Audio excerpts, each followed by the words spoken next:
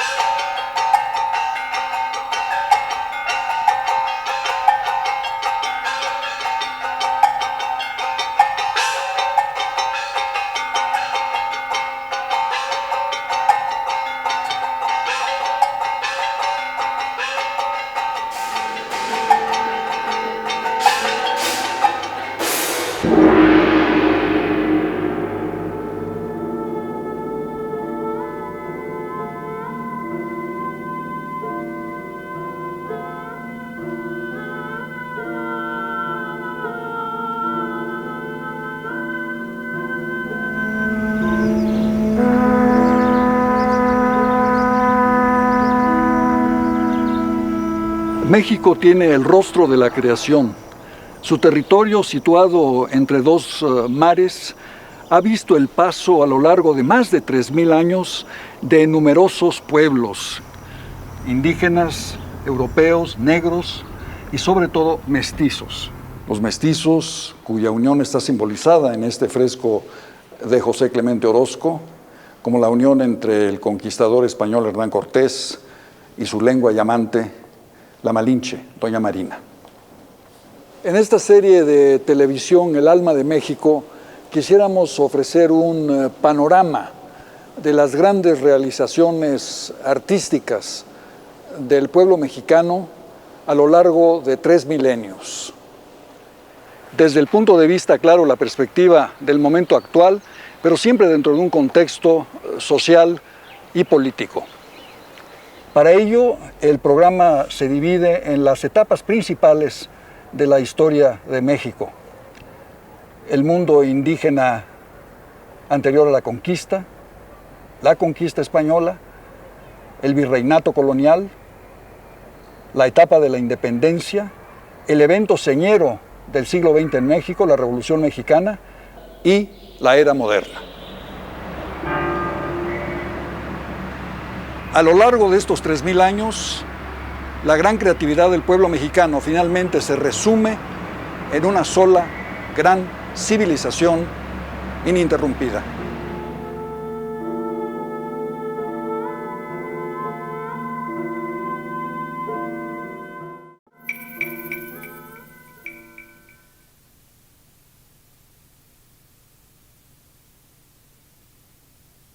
En 1950, la frase final de El laberinto de la soledad, de Octavio Paz, es una profecía democrática. Por primera vez en nuestra historia, somos contemporáneos de todos los hombres. Al aislamiento histórico del país lo trasciende la suma de la modernización industrial y el desarrollo educativo y cultural, del crecimiento de la economía y la eliminación de los prestigios del chauvinismo. Si todavía en 1950, el año de publicación de El laberinto, la cultura no parece ocupar un sitio preponderante en la consideración nacional, ya 25 años después, el cambio se expresa en el presupuesto de las instituciones de difusión de las artes, las humanidades y cada vez más la ciencia.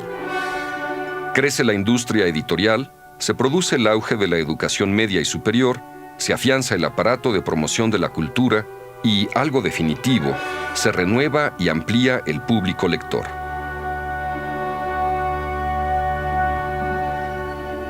El estudiantado universitario de la Ciudad de México se duplica en unos cuantos años y es cada vez más alto el porcentaje de mujeres en la enseñanza superior. La alfabetización es un requisito generalizado y aminora el antiintelectualismo, tan dominante en la primera mitad del siglo XX.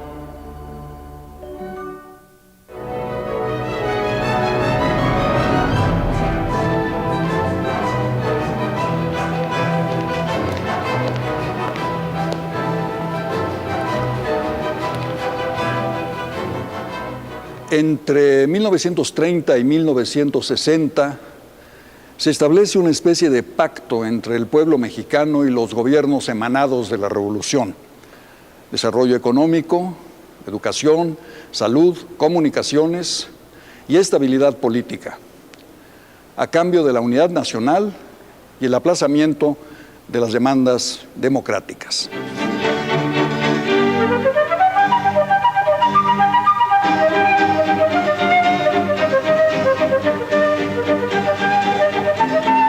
Una de las limitaciones más profundas de México ha sido el centralismo, la concentración de los poderes de toda índole en una sola ciudad que monopoliza los privilegios y las decisiones.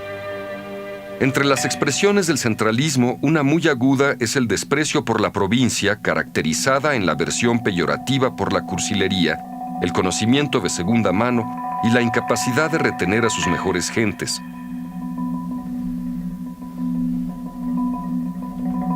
En la segunda mitad del siglo XX, la provincia inicia su transformación orgánica y se divide en procesos regionales. Se multiplican los centros de educación superior, se aminoran las distancias culturales entre la capital y las regiones. Si la gran mayoría de los ofrecimientos aún se concentra en la Ciudad de México, el culto positivo y negativo por lo provinciano se va desvaneciendo y debido muy especialmente a los medios electrónicos, se unifican los estímulos masivos. En un período de 30 años, se extingue la condición fatal de lo provinciano.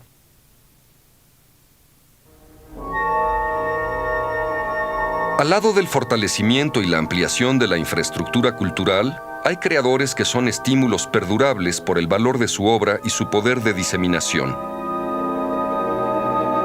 Uno de ellos, sin duda, es Octavio Paz, autor de una poesía que asombra por su poder renovarse sin jamás disminuir la calidad.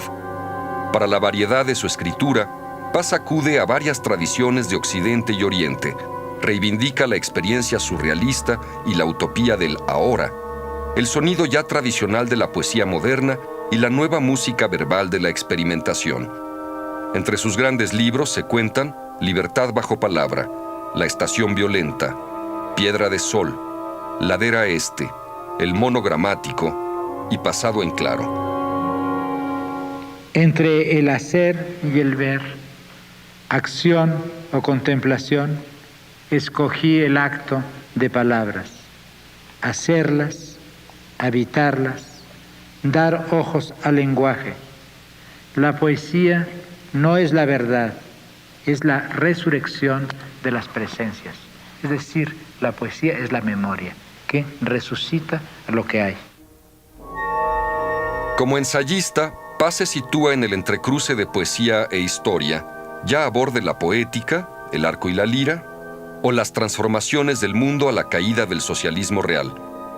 Se ocupa muy centralmente del canon de la literatura mexicana, de Las peras del olmo al extraordinario ensayo Sor Juana Inés de la Cruz o Las trampas de la fe, y examina los depósitos vivenciales del mexicano en El laberinto de la soledad, su libro más conocido y seminal. De la poesía se ocupa siempre, de su vertiente internacional, Los hijos de Limo, y de los grandes creadores, López Velarde, Cernuda, Pessoa, Neruda, entre otros. El muchacho que camina por este poema, entre San Ildefonso y el Zócalo, es el hombre que lo escribe. Esta página también es una caminata nocturna. Aquí encarnan los espectros amigos. Las ideas se disipan. El bien, quisimos el bien, enderezar al mundo. No nos faltó entereza, nos faltó humildad. Lo que quisimos, no lo quisimos con inocencia. Preceptos y conceptos, soberbia de teólogos, golpear con la cruz, fundar con sangre, levantar la casa con ladrillos de crimen, decretar la comunión obligatoria. En 1990 obtiene el Premio Nobel de Literatura.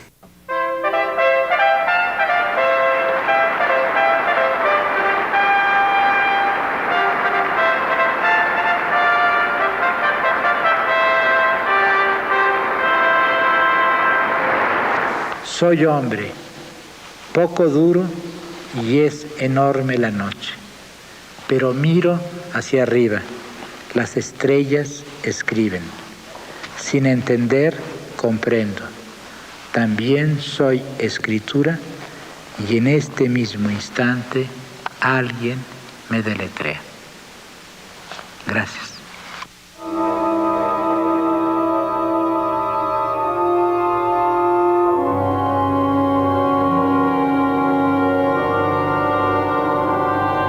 Ya son vacaciones, todos a empacar.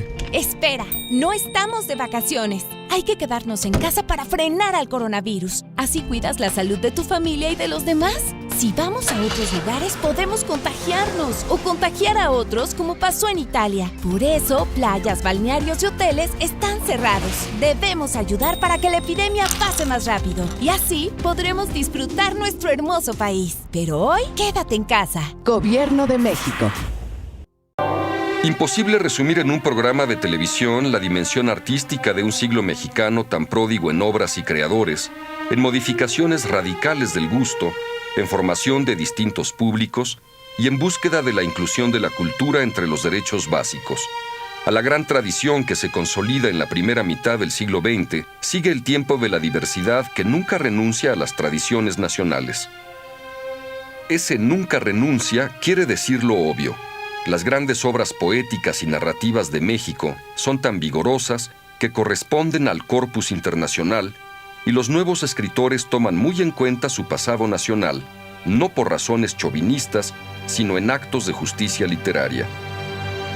A la generación de los nacidos en la década de 1920 pertenecen, entre otros, Jaime Sabines, Rosario Castellanos, Rubén Bonifaz Nuño, Jaime García Terrés, Eduardo Lizalde, de temática muy diversa, pero con nociones muy similares del rigor artístico.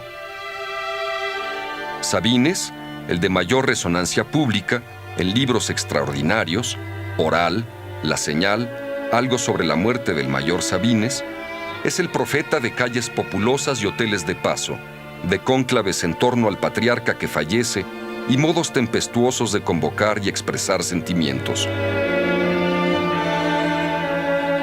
El amor es el silencio más fino, el más tembloroso, el más insoportable. Los amorosos buscan. Los amorosos son los que abandonan, son los que cambian, los que olvidan. Su corazón les dice que nunca han de encontrar, no encuentran, buscan. Los amorosos andan como locos porque están solos, entregándose, dándose a cada rato, llorando porque no salvan al amor.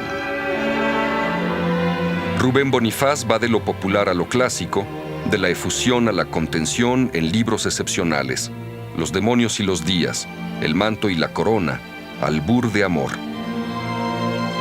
Rosario Castellanos, en los años escasos de su gran producción, aborda con gran retórica y con alegre desenfado la condición femenina, el dolor de la mujer solitaria y la ironía que desbarata los mitos patriarcales. Eduardo Lizalde produce una poesía amorosa sujeta a una lógica de las imágenes muy rigurosa. Jaime García Terrés es sobrio y exigente al dar su versión de las palabras de la tribu, que son simultáneamente ironía y profecía.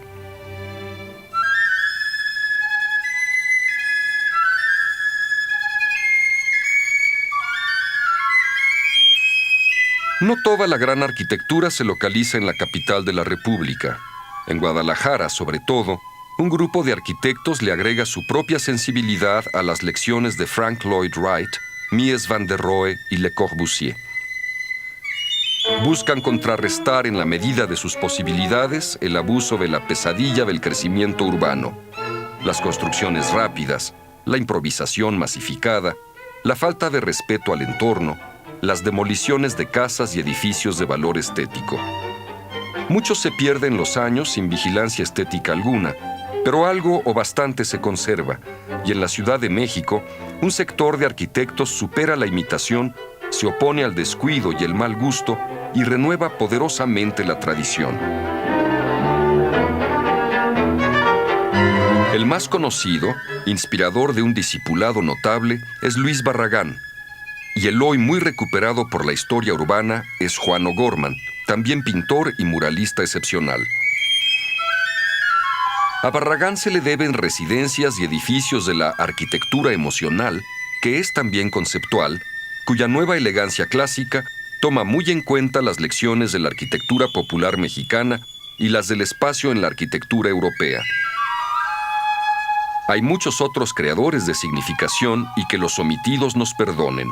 Entre ellos, Antonio Muñoz Castro, la Suprema Corte de Justicia, Augusto H. Álvarez, la Torre Latinoamericana, Enrique del Moral y Mario Pani, el diseño de Ciudad Universitaria, donde también intervienen destacadamente Carlos Lazo, José Villagrán, Raúl Cacho y Augusto Pérez Palacios, y el muy innovador Félix Candela, la Iglesia de la Medalla Milagrosa, el Palacio de los Deportes. En las generaciones siguientes hay creadores arquitectónicos de gran importancia.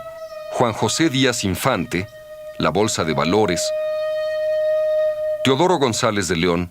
Pero cuando hay posibilidad de diseñar un conjunto grande, donde se repite un pórtico en todos los edificios, una sola ventana, que no va a querer decir monotonía, ¿no? Sino simplemente un orden, establecer un orden, porque los volúmenes son muy diversos, ¿no? Creo que esa es un poco la tarea del arquitecto cuando le toca hacer un gran conjunto.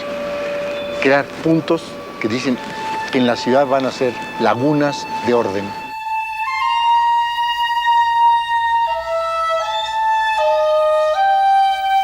Abraham Zabludovsky.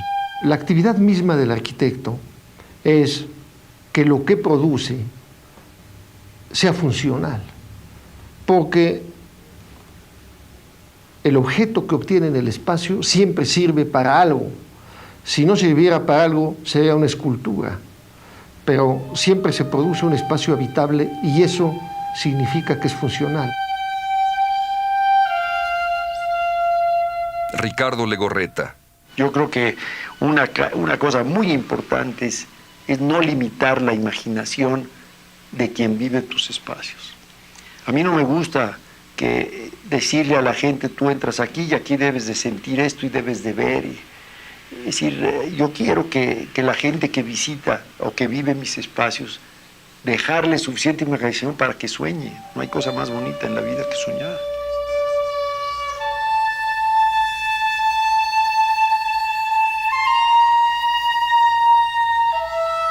El conjunto es extraordinariamente significativo, así continúe la práctica de la opresión visual en las grandes ciudades. Un logro arquitectónico y cultural de resonancias internacionales es el Museo Nacional de Antropología, obra de Pedro Ramírez Vázquez, inaugurado en Chapultepec en 1964. Además de resolver admirablemente su cometido central, albergar una extraordinaria colección, el museo suscita ampliamente el orgullo por el pasado, desbarata los prejuicios racistas al respecto y sistematiza un conocimiento estético de primer orden.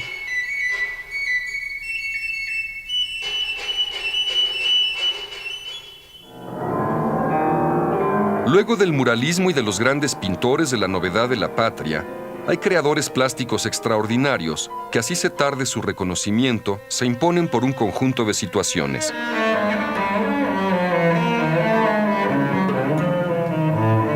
El crecimiento del mercado del arte, el desarrollo de la historia del arte, la influencia de la crítica proveniente de la literatura y del periodismo cultural, por ejemplo, Luis Cardosa y Aragón, Raquel Tibol y Juan García Ponce, y del sector académico, por ejemplo, Francisco de la Maza, Justino Fernández, Jorge Alberto Manrique y Teresa del Conde.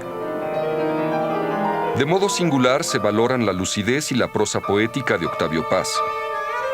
Ya para 1955 o 1960, en pequeños círculos que se van ampliando, se aprecia la gran calidad de Günter Gerso, Leonora Carrington, Remedios Varo, Juan Soriano, Ricardo Martínez, Guillermo Mesa, Cordelia Urueta, Olga Costa, Alice Raón.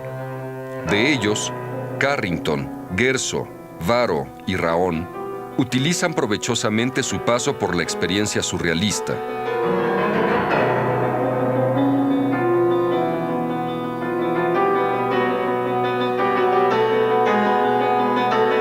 Inspirado en el arte prehispánico, Guerzo deriva pronto a lo no figurativo.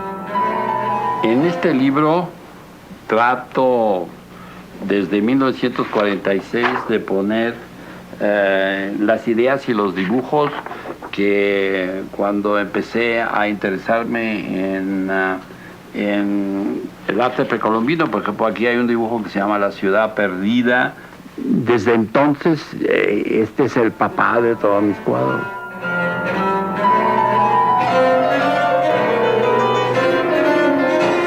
Y Ricardo Martínez recrea el mundo afantasmado de la escultura indígena monumental y lo filtra utilizando un colorido insólito.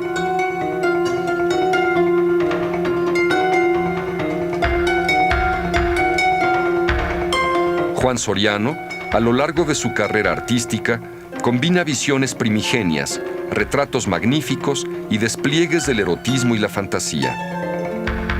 La pintura no es algo vivo como una persona. La pintura es un mensaje cifrado. Es como esas botellas que llevan un mensaje y se echan al mar, ¿no? Pero las personas somos de temer todas. Cordelia Urueta es figurativa y no figurativa con igual calidad.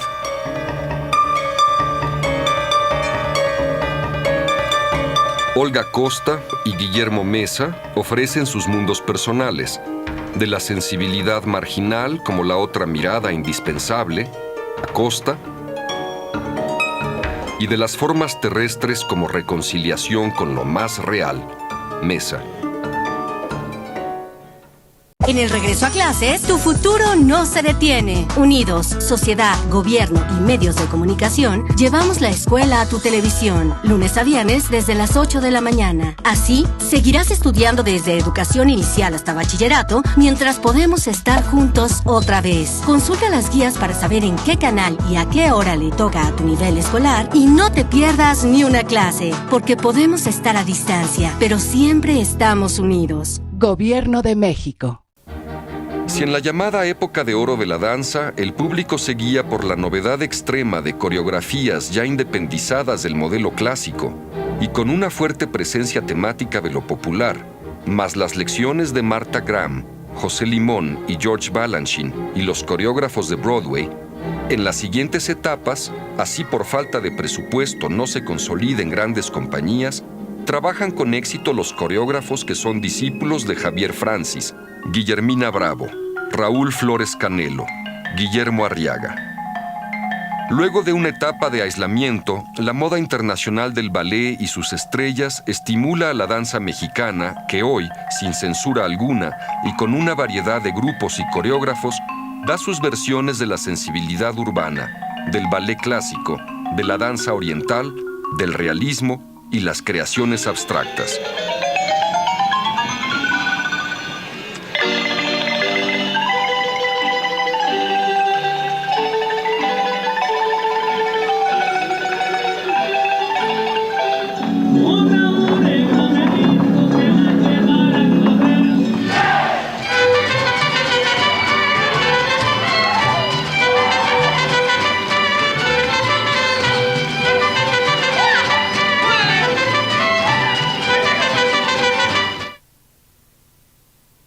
Al terminar la etapa de confianza de la industria cinematográfica misma y del público que se da en llamar época de oro del cine mexicano, suceden años de pasmo y repetición, salvados por películas de Luis Buñuel.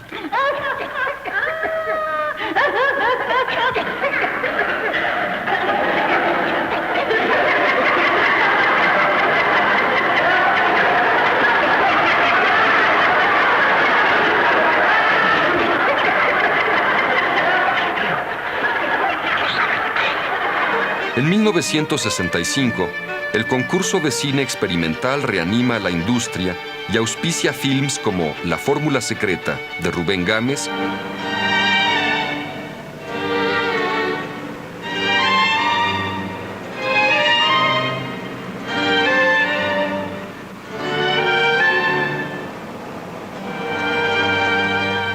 y En este pueblo no hay ladrones, de Alberto Isaac. Qué raro, ¿verdad? Una década más tarde, surgen cineastas formados en la cultura fílmica y en la visión que desiste del nacionalismo a favor de la temática nacional. El público no regresa en las proporciones debidas, se acentúan las dificultades económicas de la industria y eso facilita el alud de films sin proyecto artístico alguno, sustentado en la explotación rápida. Sin embargo, las excepciones generan públicos nuevos y métodos narrativos. En el mundo de Arturo Ripstein, El castillo de la pureza, El lugar sin límites, Cadena perpetua, entre otras, la violencia psíquica y la violencia física se funcionan en ámbitos solo poblados de situaciones límite. Ahí no nos encuentran. ¡Las cosas! ¡Déjalas!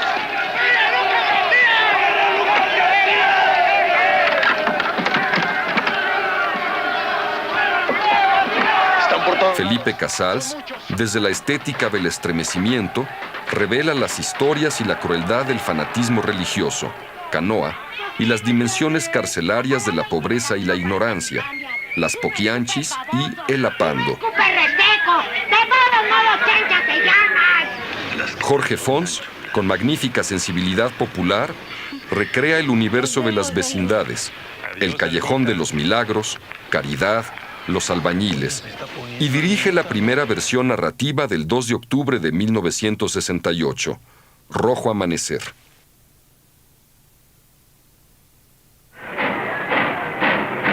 Paul Leduc, en una trayectoria experimental, va del relato de la Revolución, RID, México Insurgente, a las biografías mitológicas. José Estrada, de filmografía muy desigual, dirige una reflexión ácida sobre la provincia, Los Indolentes.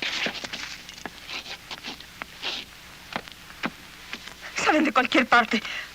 A ver si con las Marcela Fernández Violante, de temática y estilos variados, aporta la sensibilidad feminista. Amables radioescuchas, XPRI interrumpe su programa para transmitir Las generaciones siguientes, a cambio de las inmensas dificultades de filmación, disponen de un conocimiento técnico y artístico compartido y del arrinconamiento progresivo de la censura. La madurez temática, tan prohibida durante medio siglo al cine mexicano, es ya prerequisito de directores y argumentistas. Aparecen entre muchos otros María Novaro, Danzón, Fernando Sariñana, Hasta Morir, Marisa Sistach, Alejandro González Iñárritu, Amores Perros.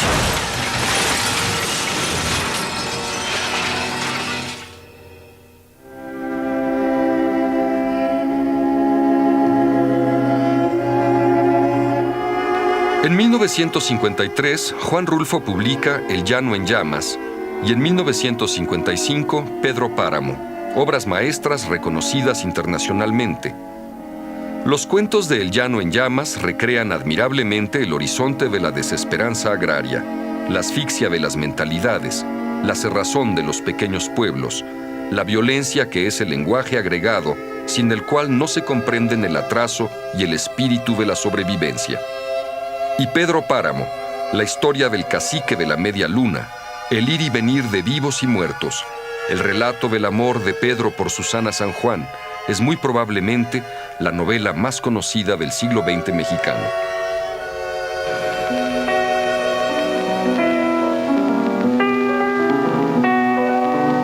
Escribí cuentos tratando de buscar una forma para Pedro Páramo, a quien llevaba en la cabeza desde hacía muchos años. La idea me vino del supuesto de que a un hombre, antes de morir, se le presenta la visión de su vida. Yo quise que fuera un hombre ya muerto el que la contara. Originalmente, solo Susana San Juan estaba muerta, y desde la tumba repasaba su vida. Allí, entre las tumbas, entre los sepulcros, estableció sus relaciones con los demás personajes que también estaban muertos.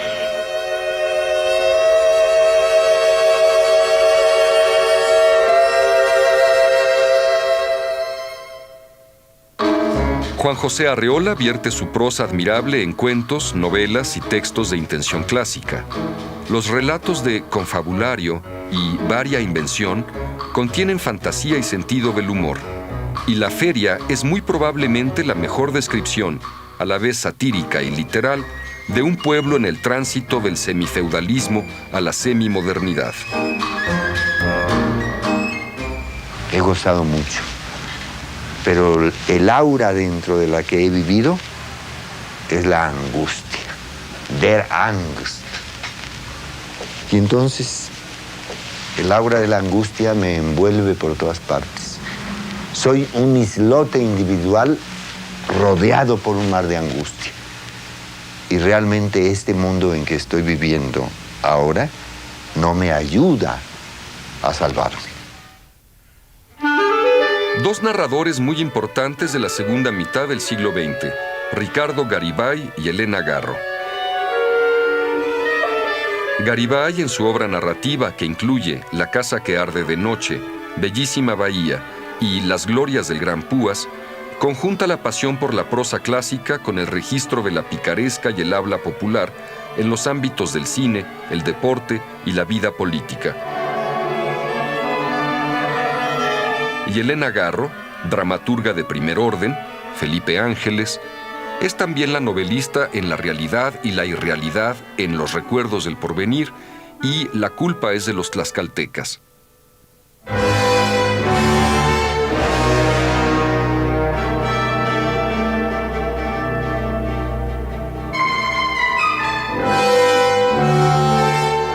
Si Tamayo es, luego de los muralistas, el pintor mexicano más conocido por su obra de ambición cosmogónica, y si Frida Kahlo es una gran moda internacional, no solo de las feministas, los artistas plásticos que se van a conocer a partir de 1960 ya no requieren de temas nacionalistas y pueden, libremente, hacer a un lado la ideología y ser abstractos o figurativos.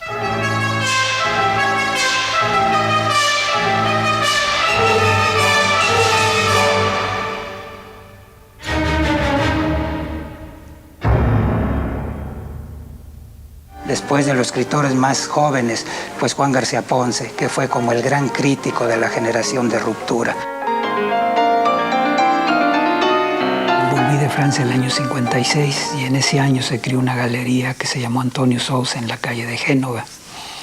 En esa galería era como la que en su momento era como la más de vanguardia y trataba de tomar a los pintores más destacados de México.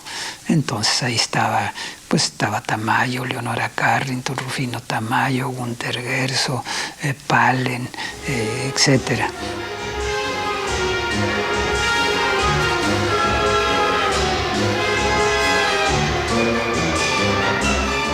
Así que decidí que me iba a quedar con lo que más me interesó, que era color, textura y forma, y geometría, estructura.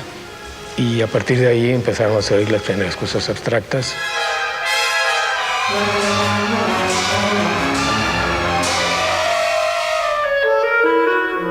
A la cortina de nopal, bautizada por José Luis Cuevas, la desbarata el impulso de la modernización, que provoca la sensibilidad fundada en la unión de los contrarios.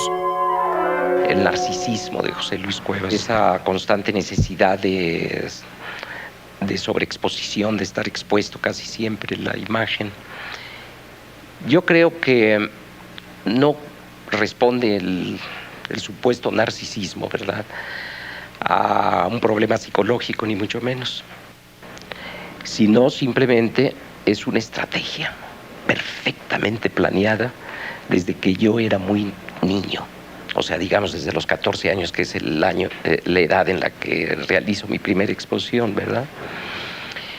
Y todo esto surge por haber sido yo, ya desde entonces, tan lector de muchas novelas. Entonces, siempre me identificaba yo con algunos personajes de las novelas, ¿no? Desde luego la identificación primera era con Raskolnikov, el personaje de Crimen y Castigo, ¿no?, de Dostoyevsky.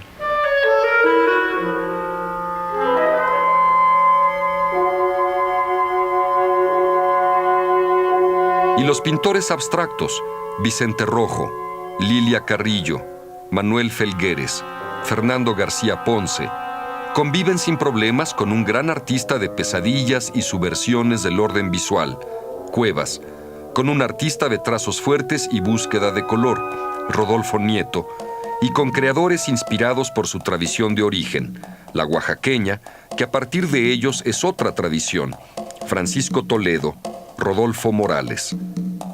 Si Morales traza una suave patria de figuras que se niegan y afirman en el espejo de las costumbres, Toledo, pintor, escultor, grabador, ceramista, tapicero, fotógrafo, reelabora un paraíso para su muy personal disfrute, erótico, zoomórfico, de fábulas que no requieren de narración.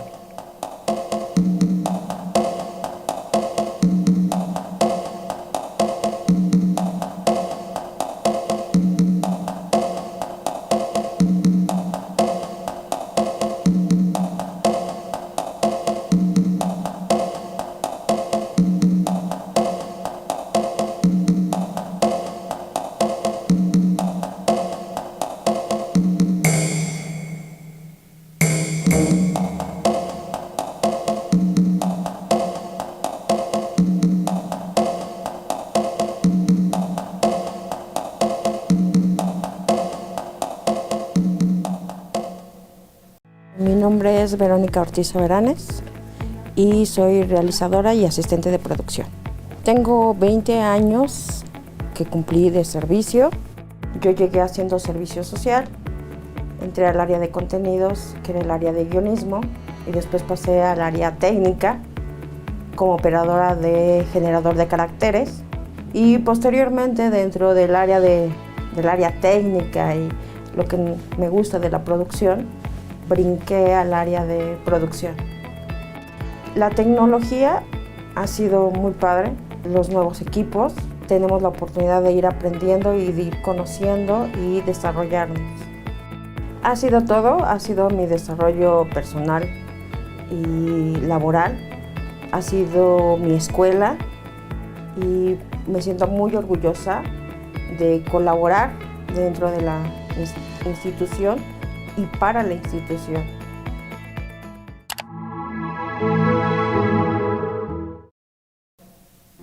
Carlos Fuentes publica en 1958 La región más transparente. Allí, convertida en personaje que es movilidad social y ánimo orgiástico, la Ciudad de México revela algunas de sus innumerables fases, trasladada a una narrativa enérgica, felizmente enumerativa, brillante. Con La región más transparente, Carlos Fuentes inicia una novelística muy vasta y de recursos muy diversos: Cambio de piel, Aura, Cristóbal Nonato, Terra Nostra, Gringo Viejo, Los años con Laura Díaz. Fuentes es también el ensayista y el periodista político que renueva la tradición crítica.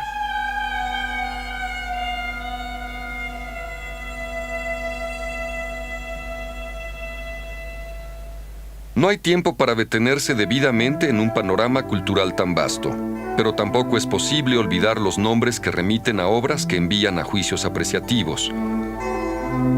Así, por ejemplo, la obra de Sergio Fernández, narrador y ensayista de espíritu barroco. La obra de Sergio Galindo, que reconstruye los infiernos tan activos del sopor provinciano en La justicia de enero, El bordo, Otilia Rauda. La obra de Jorge López Páez, de personajes a la vez dinámicos y estatuarios, en El solitario Atlántico. El trabajo amplísimo de Juan García Ponce, que en cuentos y novelas examina las complejidades del amor, la pasión, la hipocresía, el desamor, encuentros, el gato, pasado presente. La obra de Juan Vicente Melo, de atmósferas de sensualidad sombría y de vidas en pos del entendimiento de sus acciones, La obediencia nocturna. Los cuentos de José de la Colina, de perfección ajustada a los dramas de vidas que parecerían sin contenido alguno. Ve en Caballo Gris, La lucha con la pantera. La obra de Jorge Ibargüengoitia, autor de la mejor sátira de la Revolución Mexicana, Los relámpagos de agosto. Inés Arredondo, en cuyos relatos las tensiones provincianas se disuelven en pequeñas explosiones interminables. La obra de Salvador Elizondo, que explora el universo de la transgresión, Farabeuf. La obra de Julieta Campos, de monólogos que desembocan en el retrato de familia, de sueños exhaustivos y vigilias terribles. Muerte por agua, Tiene los cabellos rojizos y se llama Sabina. Elena Poniatowska, continuísima y con su testimonio coral del movimiento estudiantil de 1968, La Noche de Tlatelolco, uno de los libros mexicanos del siglo XX de mayores consecuencias políticas y éticas. Sergio Pitol, con sus novelas del exilio y su excelente trilogía carnavalesca, El desfile del amor, La vida conyugal, Domar a la divina garza, y sus valiosos ensayos y crónicas literarias. La literatura lo lleva a uno a un retroceso por el tiempo. Uno está en la guerra de Troya, ¿no? Con Homero, en el Renacimiento, en la Edad Media, en el siglo XIX, vuelve uno a la contemporaneidad. La lectura lo lleva a uno, la literatura lo lleva a uno a todas partes y a todos los tiempos.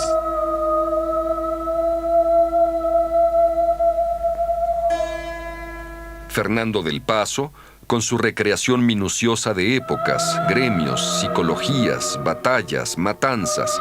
José Trigo, Palinuro de México, Noticias del Imperio.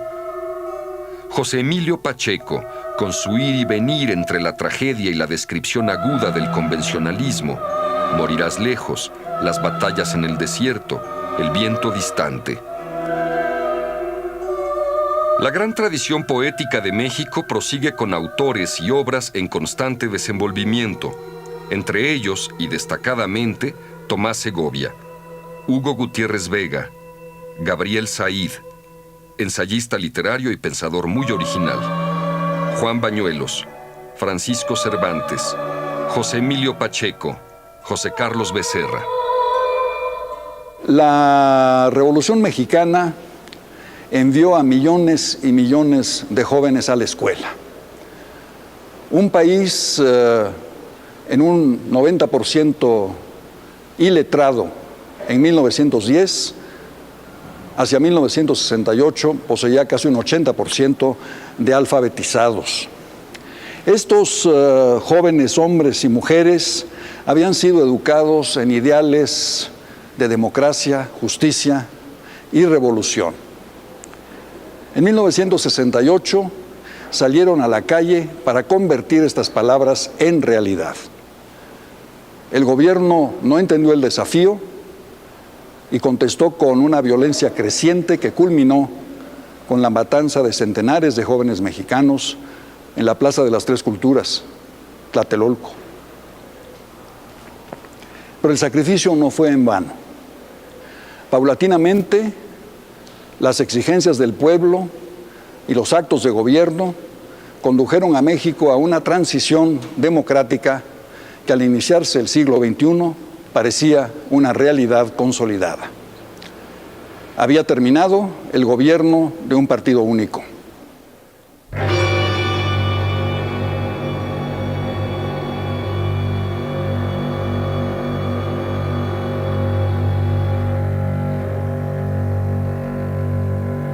El proceso cultural se transforma radicalmente en 1968.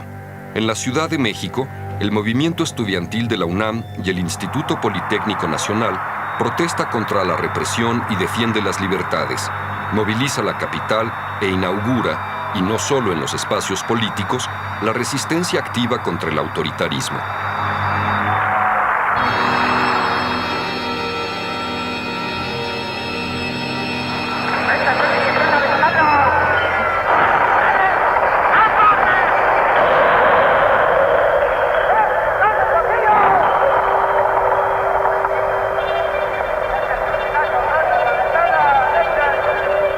Son numerosas las consecuencias culturales y artísticas del movimiento: voluntad de ruptura, experimentación, síntesis crítica del pasado y el presente. Lo ya existente se vigoriza y se vive la modernidad como la obligación primera. Modernidad significa renunciar a las leyendas de lo singular y a asumir la cultura internacional como lo propio que incorpora a lo nacional. En literatura, teatro, danza, artes plásticas, música, los creadores se alejan del nacionalismo y profundizan en vetas y tendencias de la cultura nacional. Como desdeñar la tradición mexicana tan extraordinaria ¿Y cómo no ambicionar la posesión de las grandes tradiciones del mundo? Lo vislumbrado y ejercido por unos cuantos se vuelve la ambición de multitudes de creadores e intelectuales, y esto vigoriza la gran tradición de la historiografía, tan estimulada por Daniel Cosío Villegas y los historiadores a los que vigoriza la explosión cultural del 68. Y la historia cultural también se desarrolla con aportes como la historia documental del cine mexicano de Emilio García Riera y con los trabajos de historia literaria de José Luis Martínez, Adolfo Castañón, Guillermo Sheridan y Christopher Domínguez. La renovación del teatro que inicia poesía en voz alta, que vivifica a los clásicos y pone de realce el valor de la palabra, se continúa también con el patrocinio de la UNAM, con las puestas en escena de una generación muy brillante de directores, actores, escenógrafos. Es el momento del teatro de director, con figuras que generan un público considerable. Héctor Azar, Alejandro Jodorowsky, Héctor Mendoza, Juan José Gurrola, José Luis Ibáñez, Juan Ibáñez, Ludwig Margules, Nancy Cárdenas. A partir de 1970, para poner una fecha, un fenómeno se evidencia. La demografía impone sus reglas. Crecen desorbitadamente las ciudades, las salas de concierto resultan insuficientes, hay explosión demográfica de grupos de teatro y danza, el rock se convierte en la pasión cultural de las nuevas generaciones y lo más importante, con rapidez, la provincia, considerada un almacén de costumbres inertes y poemas impublicables, resulta en lo cultural un vasto semillero de esfuerzos valiosos cuyo registro de lo contemporáneo ya equivale al de la Ciudad de México, y deja de regir la creencia despótica, fuera de México todo es Cuautitlán. Desde la creación del Instituto Nacional de Bellas Artes en 1946, cuyo primer director fue el compositor Carlos Chávez, la expansión de la educación artística en el país ha sido notable. Siguiendo esta tradición, en 1989 se creó el Consejo Nacional para la Cultura y las Artes, que ha fomentado la creación artística y promovido la descentralización cultural. En 1994, algunas escuelas de formación artística y varios centros de investigación se trasladaron al Centro Nacional de las Artes. En sus modernas instalaciones, expresión de la arquitectura mexicana contemporánea, se forman muchos futuros artistas. La descentralización cultural se ha visto reforzada en las últimas décadas con la fundación de museos de alto valor educativo, como son el Museo de Antropología de la ciudad de Jalapa, que alberga la más rica colección de arte olmeca en nuestro país, así como el Museo de Arte Contemporáneo de la ciudad de Monterrey, obra del arquitecto Ricardo Legorreta. La Feria del Libro de Guadalajara, organizada por la universidad, se ha convertido en la más importante feria del libro hispanoamericano. El Festival Internacional Cervantino, en la ciudad de Guanajuato, desde hace más de 2 décadas es otro foro de expresión que fortalece la difusión cultural en el centro del país.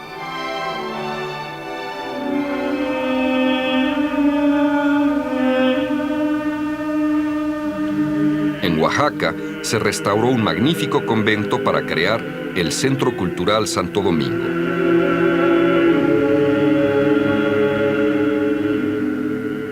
Una vez terminada la Guerra Fría y su competencia de 2 bandos ideológicos con el peligro de un holocausto nuclear, el mundo entró a un nuevo contorno, el de la globalización.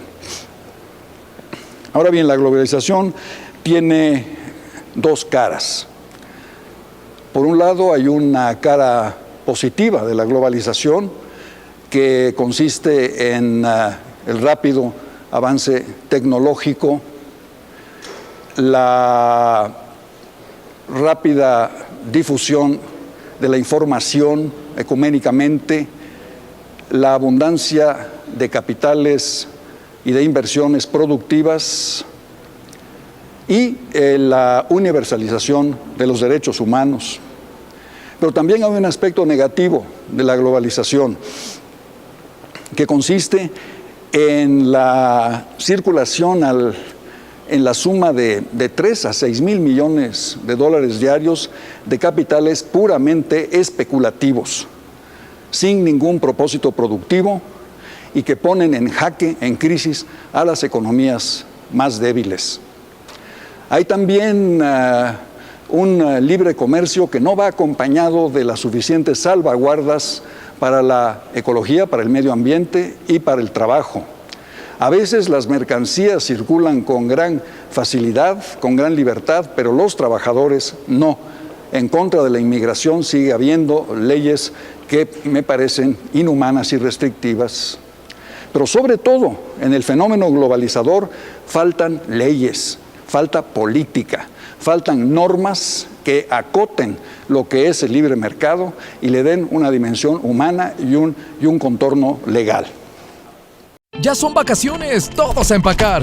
Espera, no estamos de vacaciones. Hay que quedarnos en casa para frenar al coronavirus. Así cuidas la salud de tu familia y de los demás. Si vamos a otros lugares, podemos contagiarnos o contagiar a otros, como pasó en Italia. Por eso, playas, balnearios y hoteles están cerrados. Debemos ayudar para que la epidemia pase más rápido. Y así podremos disfrutar nuestro hermoso país. Pero hoy, quédate en casa. Gobierno de México.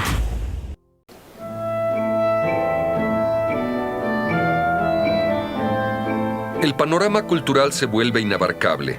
Se intensifica la relación con las tecnologías y la cultura visual compite en condiciones ventajosas con la cultura escrita.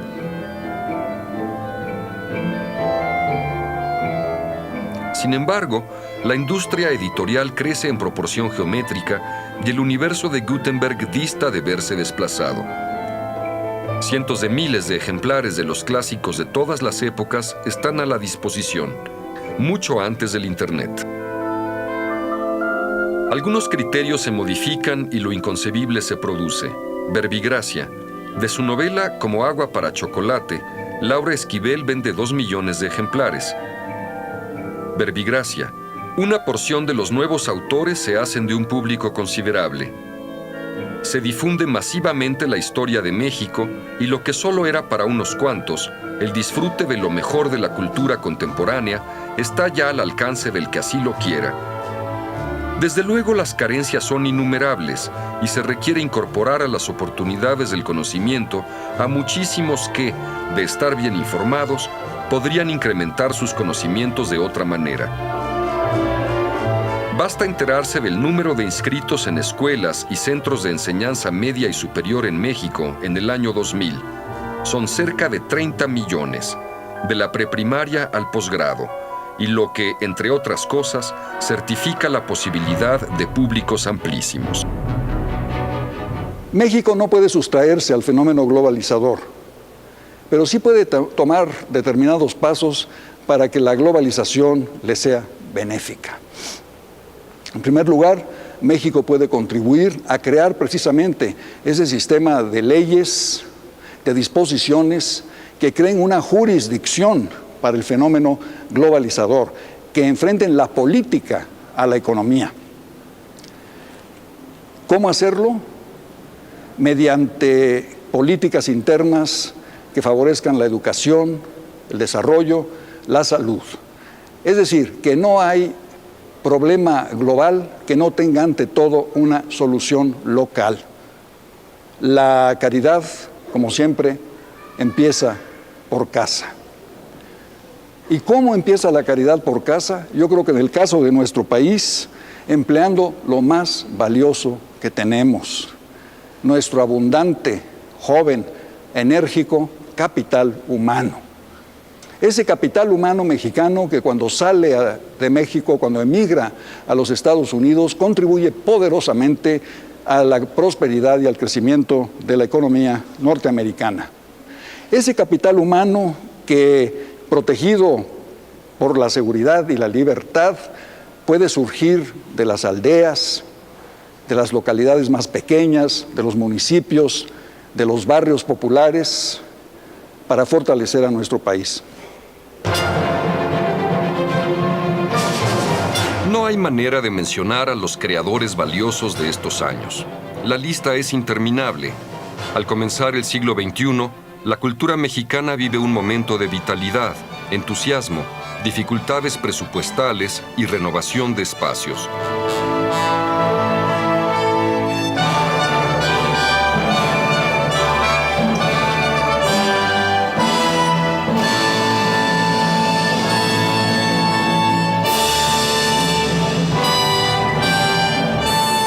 El público, a fin de cuentas, sigue fiel y constante.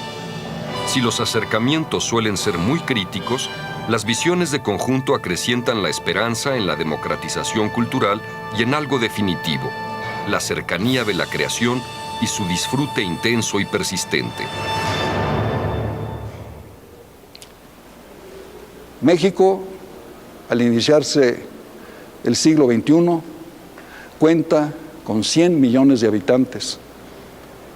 En el año 2025 seremos 150 millones de mexicanos. La mitad de la población de México tiene 18 años o menos. Somos un país de jóvenes.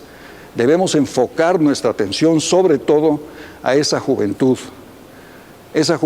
que tiene detrás de ella, como lo hemos querido demostrar en esta serie, una extraordinaria cultura de 3,000 años.